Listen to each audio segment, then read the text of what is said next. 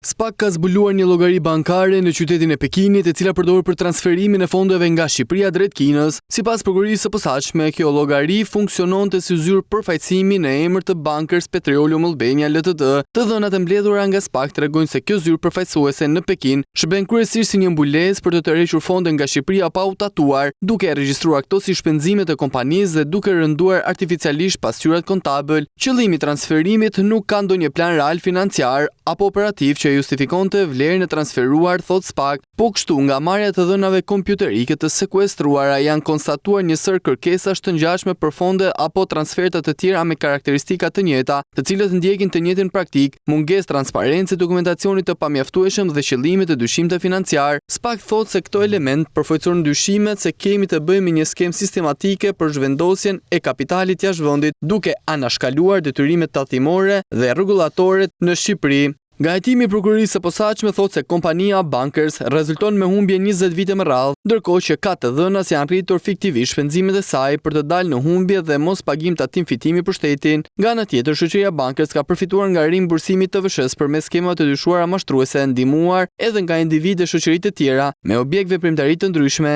Ky hejtim i shtrirë në kohë njofton se shoqëria dhe punonësit e saj dyshon se kanë falsifikuar dokumenta dhe kryer operacione financiare të natyrave të ndryshme me operator apo individ si brenda dhe jashtë Shqipërisë.